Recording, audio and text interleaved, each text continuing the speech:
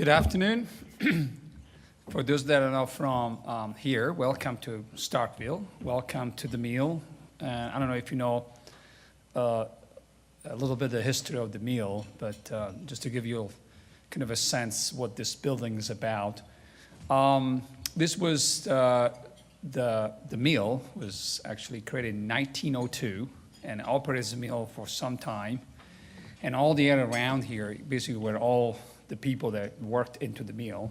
It became part of the university property and became basically the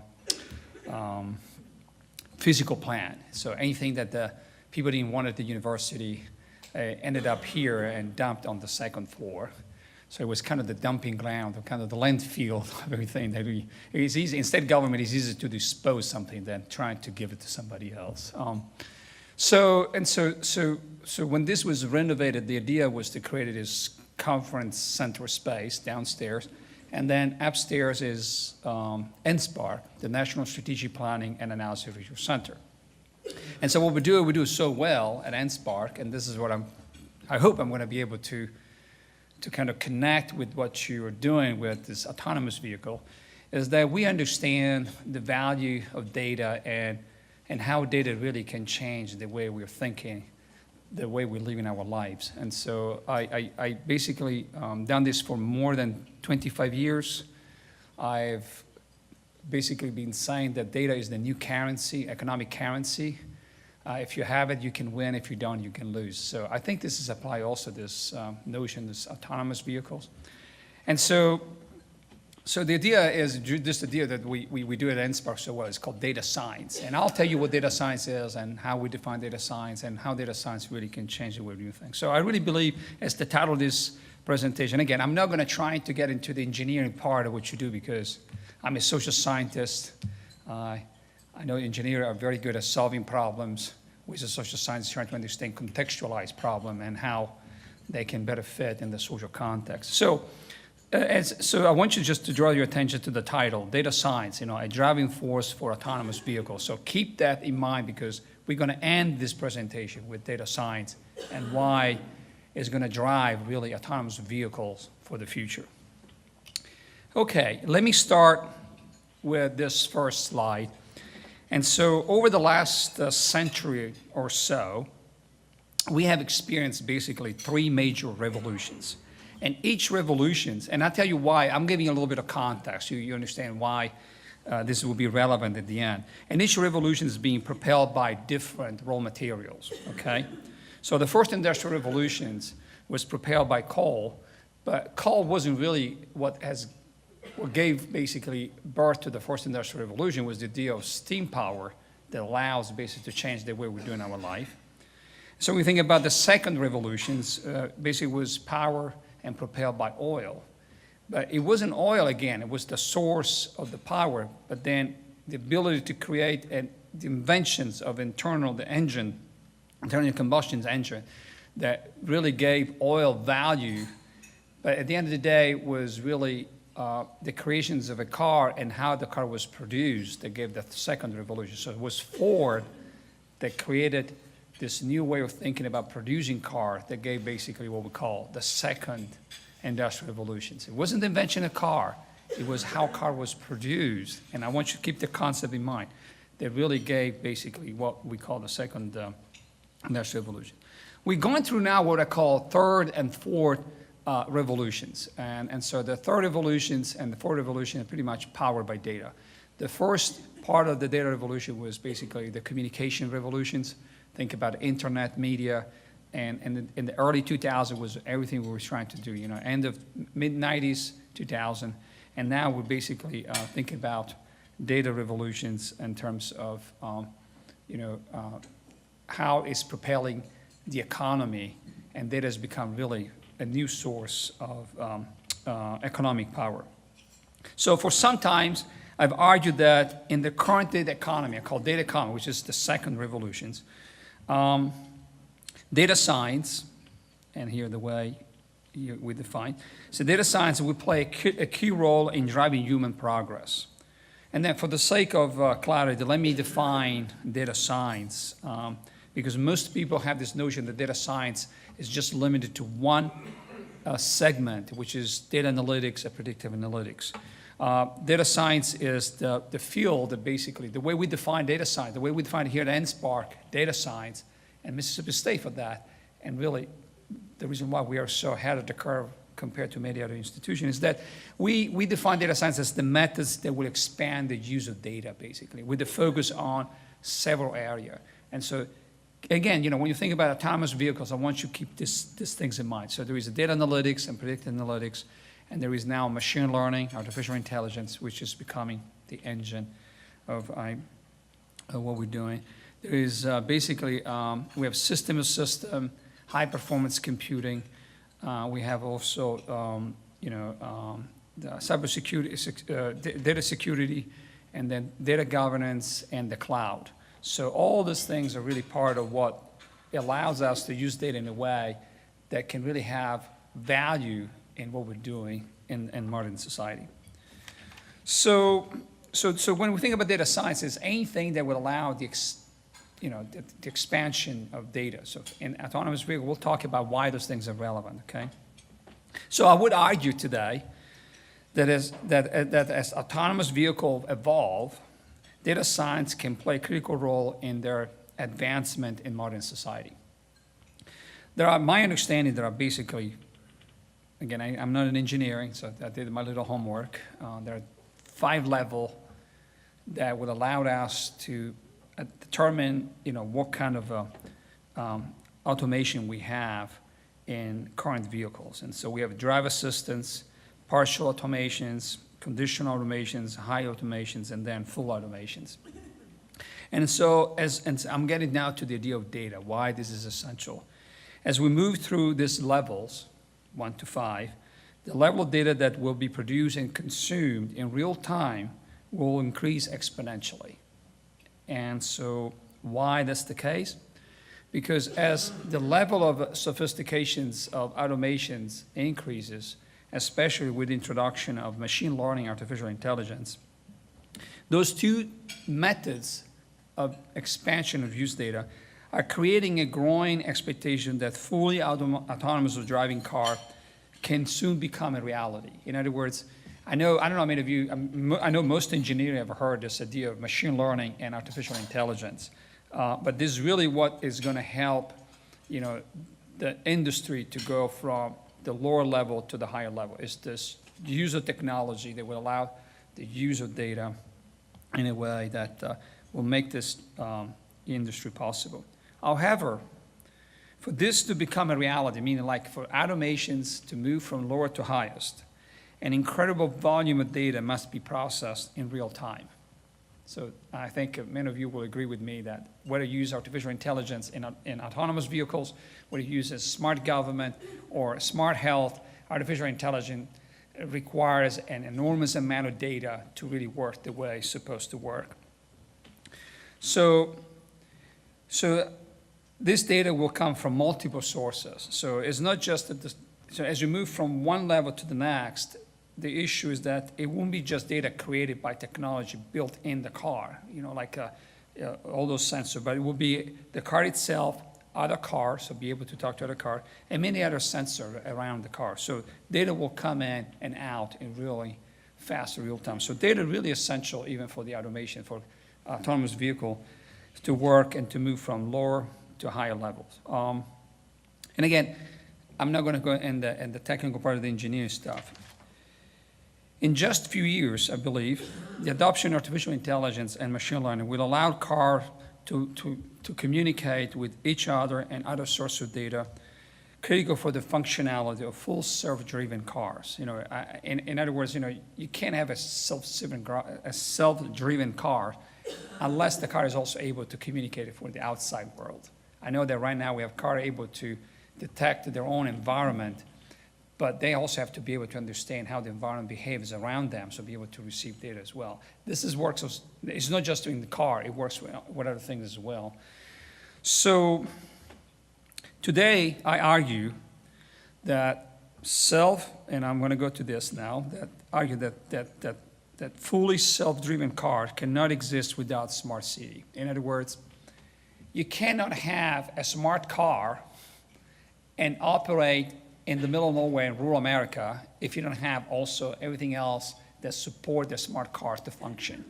And so we're moving what we call now a smart city. A smart city basically are the new way of thinking as far as how we organize our lives. And so transportation is not exempt from this kind of new trends. And so you have data science plus many elements of smart city, which include health, security, and I'm glad to see here now, the high patrol crew, many stuff you guys do, it's very much data driven. You won't be able to do it to respond even in a fast way. And artificial intelligence is going to change the way you guys are going to do your job. So the idea, let me give you a sense of why this is important when you think about data. So you're saying artificial intelligence. The idea is similar to human intelligence. If you think about human intelligence is not something that you're born with. It's something that you developed as you grow, as you socialize. So humans are able to create a complex self-awareness around them of their environment by simply establishing some form of communication through processes of interaction within and between social groups. That's how you become an intelligent person. An intelligent person is capable to respond to any situations in which the individual is situated. So that's what intelligence is about. So if you think about artificial intelligence, this is not different for an autonomous vehicle. And so if this concept is true, for a full self-driven car, must be able to develop a similar form of self-awareness to process of data interactions within and between data systems. So the concept is the same. For the car to understand what's going on around itself, has to be able to understand the environment around the car, and so be able to interact. It can't be just one way. I can't read your mind. You have to help me to understand how you behave, and so I respond in the way you communicate with your body language, your verbal communications. There are things that we've learned how to communicate in two ways, and this is what we call in social science, processes of social interactions. And so I can understand how to respond in the circumstance in which I'm situated. Artificial intelligence can work the same way if you create an environment where you can have process of interaction between and within data systems. So, if that's the case, so self-driven car, if level 5 should be actually, if that's where we're going, that's what we need to do. Self-driven cars should be able to talk to each other, be able to talk to traffic systems, and any other system within a smart city, right? So if a car, in order to move from point A to its final destination. I mean, right now we have self-driven car, they're pretty much in a very controlled environment. They can see their environment, they can move, but they can't really respond. I mean, they don't know if the light is red. I mean, they probably recognize, but you can also create a warning system along the highway in a way that the car can know in advance how to respond. That's how we drive, right? So you sign to be able to read how to navigate. So if you create those system within smart seating along the transportation system, so data become essential in the way cars should be communicating with each other. I know this sounds futuristic, but in other fields, artificial intelligence can only work in that way if you have a way to interact with data systems. So if this is the case, clearly the productions and consumption of a very high volume of real-time data are at the core of making fully self-driven vehicle a reality. I don't know that engineering can do the impossible, but I know as a social scientist that somebody has to convince me that a car can really self-driven itself without having any inputs from the outside world. And in the social world, you will be dysfunctional. And I think cars will be just the same way. You'll be able probably to move from point A to point B, but if you really have to have this self-driven ability to recognize your environment, you have to be able also to interact. And that can only be done with creating the infrastructure for data exchange. Even though this is not an unrealistic possibility, I mean, I will say I can create this utopia, car utopia, so to speak, and create an environment where cars can interact with each other. Technically, this is not really an issue. So from a technical perspective, this is a very possible thing. But the biggest challenge, and I don't know if you will agree or disagree with me, but based on what I've seen and what I'm seeing as the biggest challenge for this industry, is the realizations of full service rental car will impose a public policy. So there is a public policy and regulations around privacy and confidentiality. Right now, I've seen as the biggest challenge, a threat for this industry actually to progress and grow in the way engineering can create those technology. But so the fear is that this is one of the fear, but the most fear, the one thing that is fears the most is that the data required for the realization of full self-driven car might compromise an individual reasonable expectation of privacy. So in the United States would be basically a violation of the Fourth Amendment. And so the questions that people have is, if we're going to create this technology, how somebody's going to protect my personal privacy so that, I can be in line with the constitutions as far as, have that expectations of privacy. So this is really the biggest fear, the biggest threat to development and adoption of autonomous vehicle on the largest scale. So think about if indeed all this information, and most personal information, we have what we call in the field of medicine, it's called personalized medicine. And I don't know, you may not know this, but the amount of data that the medical community and the insurance community has on you is just unbelievable. There are now ways that you can walk into the emergency room, you may have symptoms of a heart attack, but before even they start treating you, they'll be able to make that so personal given your history. And so personal information is very important to make sure that you receive what is the best treatment for you. And self-driven cars are no different. We have to give up some of our personal information in order to allow this type of technology to work the way it's intended to work. So it's not that the car industry is completely oblivious about this. If anything, the car industry recognizes the importance of data and how data really might compromise this individual privacy and confidentiality, and especially how data might be used for other purposes other than really helping human progress. So the Alliance for Automobile Manufacturers and the Association for Global Automakers have recently created 7 principles around basically protection of individual privacy.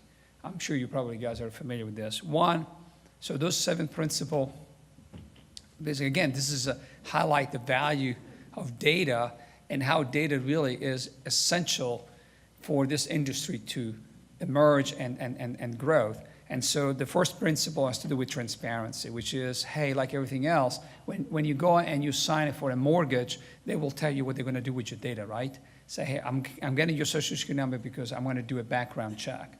So you have to disclose why you're using the data. And so, but the challenge here is that it's not just a data point, it's this massive amount of data. So the challenge is how we're going to make sure that this transparency is clear to our consumer. The second one is the choice. It has to be always a choice of the individual to opt in, opt out. So they're saying, individuals should be able to decide whether or not they would like to share their information. And then the other thing is that it's very important that we share as industry the context. Should we agree to let the industry use our data, and what context your data is going to be used? So you can use, the context can be improving the quality of driving experience, or is the context to improve economic conditions for the industry? So we have to tell how data will be used in what context. And then data minimization. So the other thing the industry is trying to do is say, hey, do not collect more than you need to. That's what it really means. Data security, data somewhere needs to be protected somewhere. That's if you collect the data, must be somewhere where you can actually have a physical protection of the data. And then the integrity and access, you want to give basically the consumer the ability to review some personal information to make sure that at all time that information indeed reflects what that individual really information is about.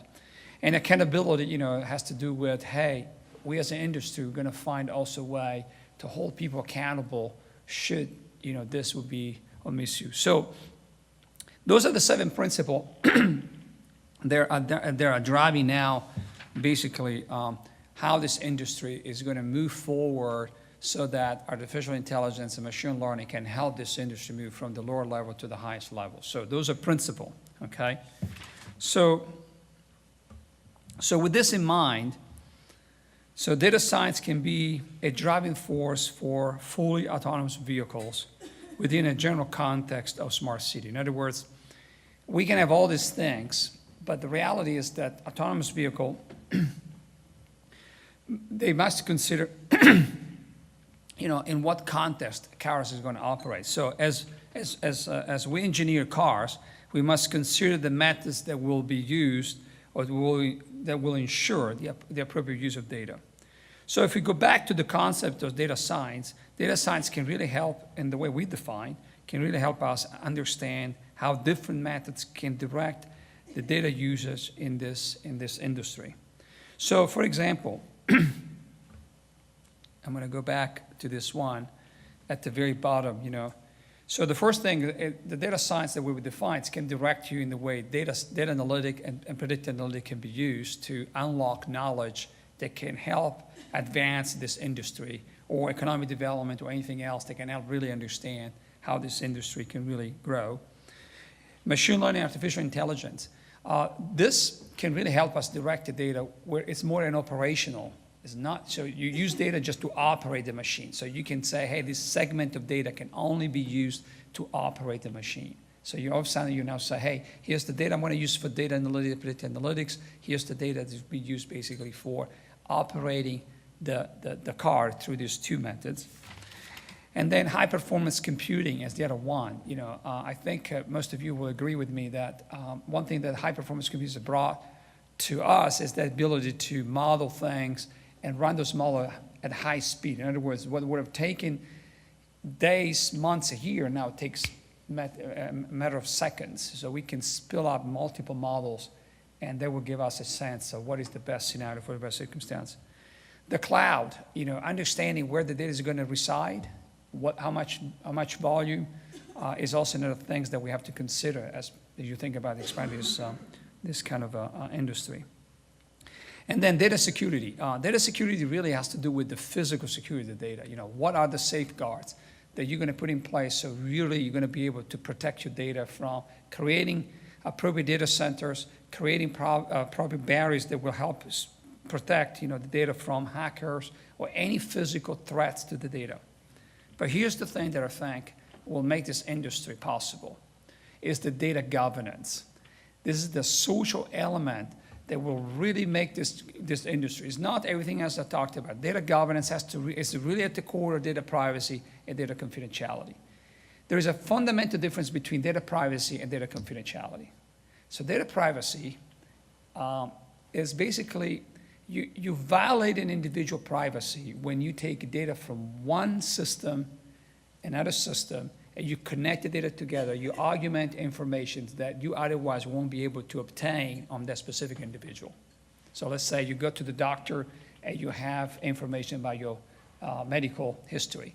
If you take that information and you connect that information also with your educational information from a different system, when you combine this into information, you violated that individual privacy. In other words, you are learning something that the individual has not given you the authority to bring together. That's privacy.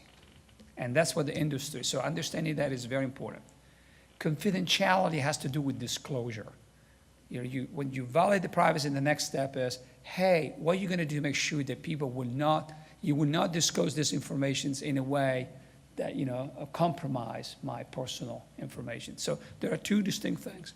And so data governance really has to do, is at the core of public policy. So how this is going to drive this industry will be very much function of how data governance is going to basically help move this industry in a way that everybody's going to feel comfortable about privacy and confidentiality. So in conclusions, and I know this is something, as I say, not something that you guys as engineers probably think this way, but NSPARC We've done this very well in state government. We have created mechanisms, all the things I talked about today. We use the same principle, exactly the same principle, in making government smarter without compromising privacy and confidentiality. In conclusion, data science must be used to determine how self-driven car fits within the context of smart city. In other words, there will be so much data out there, and smart city basically are designed to handle this massive amount of data that would allow this technology to work. So I really believe, this is my belief, personal belief, so I want to qualify that.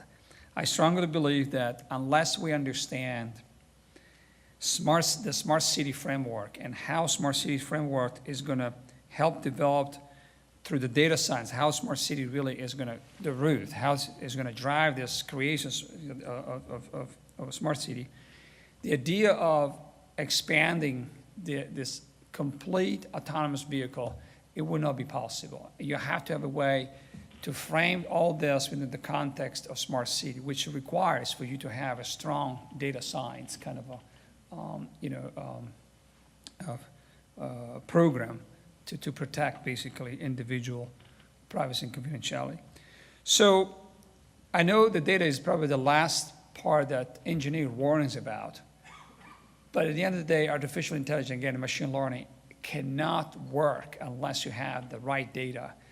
But you can't use data unless you have data governance. You can't use data in a smart way if you don't have a way to analyze this data. You can't use data unless you have a way to access this data, so the cloud. You can't use this data unless you have methods that would allow basically the use in terms of machine learning, artificial intelligence. So all these things are part of what we call data science. What is autonomous vehicles, what is health, what is education, I mean, it applies equally across the board.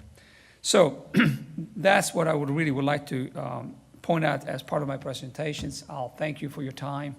And if you have any questions, I'll be happy to answer any questions. But for now, I hope you all will enjoy the rest of the conference. Thank you.